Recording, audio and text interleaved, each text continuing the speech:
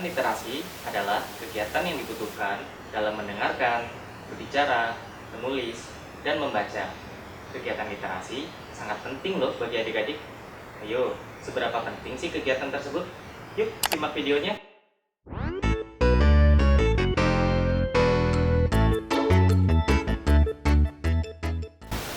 Hai adik-adik, perkenalkan, nama saya Kak Ilham. Saya adalah seorang guru di SD Negeri Najimlah 04 Kecamatan Panarja. Pada kesempatan kali ini, kita akan belajar tentang tema 4, yaitu kegiatan literasi. Namun, sebelum memulai pembelajaran pada hari ini, kita simak dulu yuk pembelajaran di hari kemarin. Ya, hari kemarin kita sudah belajar tentang tema 4, subtema 3, pembelajaran 6, yang di dalamnya berisi tentang teks eksplanasi. Ayo, adik-adik, apakah ingat apa sih yang dimaksud dengan teks eksplanasi? Ya, betul.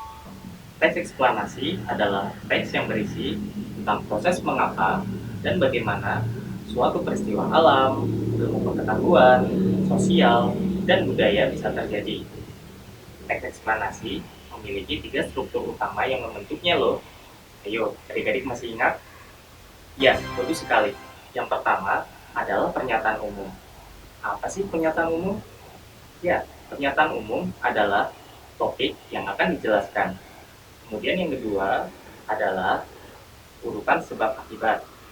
Urutan sebab akibat berisi tentang detail penjelasan suatu fenomena alam dari awal sampai akhir. Dan yang terakhir, yang ketiga, adalah interpretasi. Interpretasi adalah kesimpulan dari topik yang telah dijelaskan. Teks eksplanasi berkaitan dengan kegiatan literasi. Kegiatan literasi sangat penting loh bagi adik-adik. Loh, kok bisa ya? Ya, karena keterampilan dalam literasi berpengaruh terhadap keberhasilan belajar dan kehidupan adik-adik. Keterampilan literasi dapat membantu adik-adik dalam memahami teks lisan, tulisan, gambar, maupun visual. Nah, kegiatan literasi memiliki banyak sekali produk. Ayo coba adik-adik sebutkan, ada apa saja ya produk dari kegiatan literasi? Ya, bagus sekali. Kegiatan literasi, contohnya yang pertama adalah buku, kedua adalah majalah, ketiga surat kabar, keempat teks bacaan, dan yang kelima adalah program televisi maupun radio. Nah, keterampilan literasi yang baik akan berkembang melalui proses pembiasaan. Adik-adik dapat melakukan kegiatan pembiasaan literasi. Contohnya, yang pertama adalah pembiasaan membaca. Kedua, contohnya adalah pembiasaan menulis. Dan yang ketiga, contohnya adalah pembiasaan berbicara. Setiap hari, adik-adik dapat meluangkan waktu untuk melakukan kegiatan literasi. Namun, kegiatan tersebut tentunya harus dilakukan secara terus-menerus. Nah, kira-kira kenapa ya? Ya, karena agar mendapatkan hasil yang maksimal. Pada kesempatan kali ini, kita akan melakukan kegiatan literasi, yaitu membaca sebuah cerita. Nanti, setelah membaca sebuah cerita, adik-adik diharapkan dapat menemukan berbagai informasi menarik dan penting dari cerita tersebut.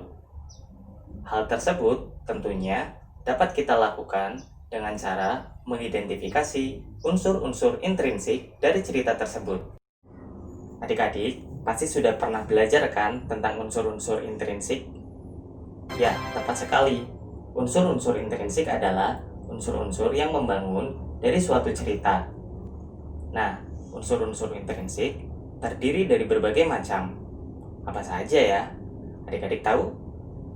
Ya, yang pertama adalah tema. Tema adalah ide pokok yang menjadi dasar dari suatu cerita. Kemudian yang kedua adalah tokoh. Siapa sih tokoh?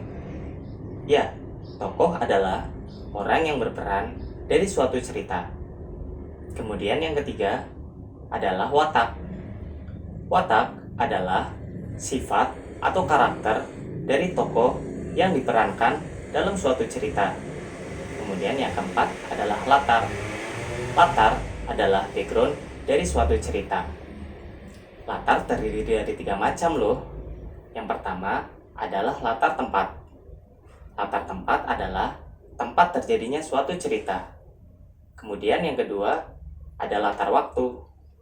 Latar waktu adalah waktu terjadinya suatu cerita. Kemudian yang ketiga ada latar suasana.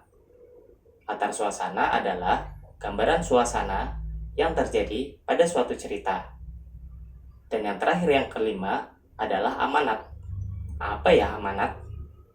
Amanat adalah pesan moral yang dapat kita ambil dari suatu cerita.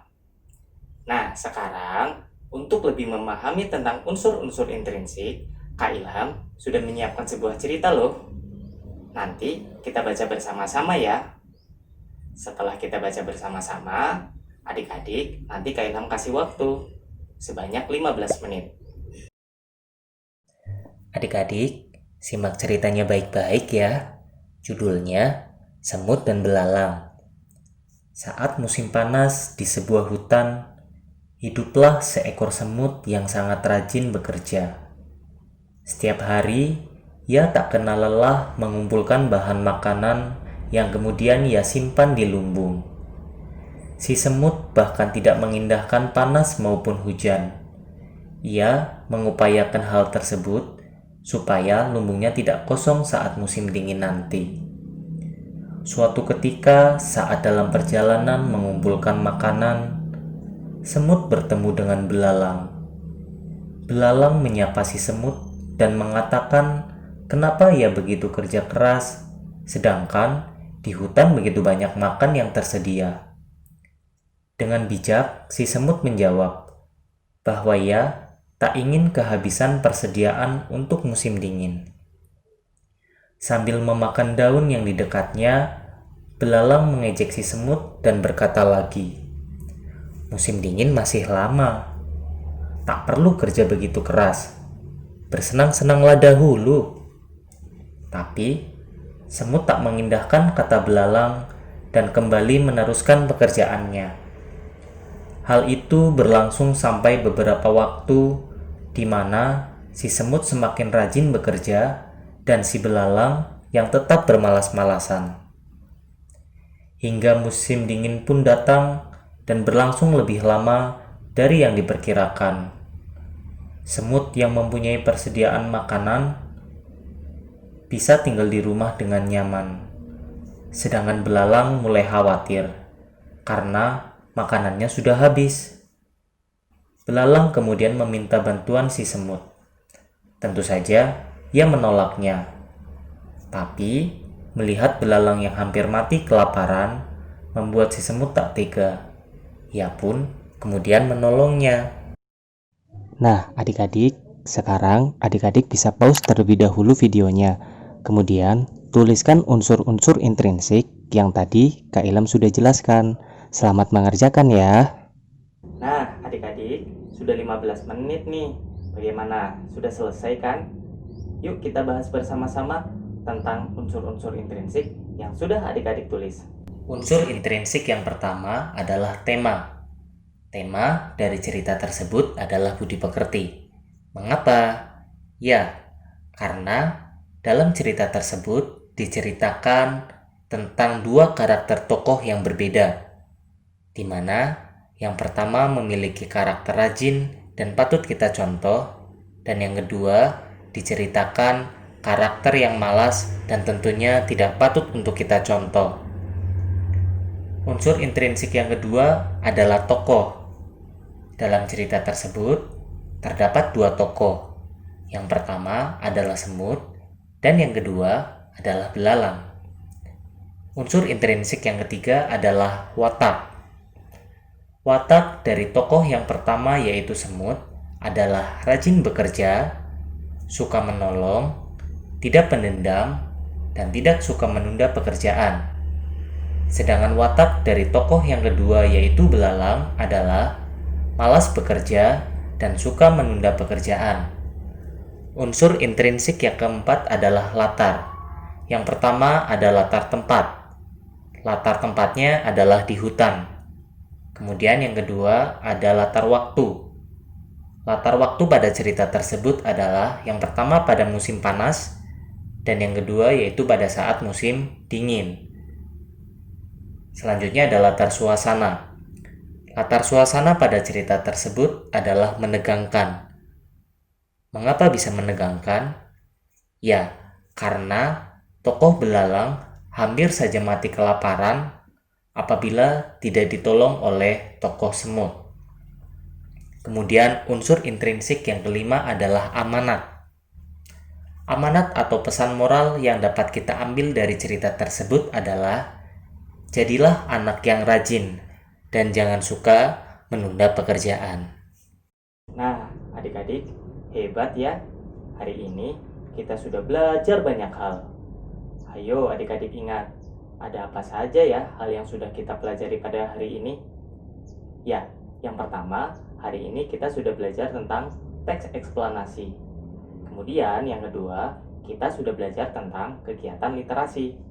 Dan yang terakhir nih, yang ketiga, kita sudah belajar tentang unsur-unsur intrinsik. Sepertinya cukup sekian ya pembelajaran yang dapat Kak Ilham sampaikan. Mohon maaf bila ada tutur kata dan sikap yang kurang berkenan. Kak Ilham titip pesan nih kepada adik-adik. Jangan lupa selalu kenakan masker ketika akan berpergian. Jangan lupa selalu bawa sanitizer. Dan yang terakhir nih, jangan lupa juga selalu cuci tangan pakai sabun. Sampai jumpa lagi di pembelajaran yang selanjutnya. Dadah adik-adik.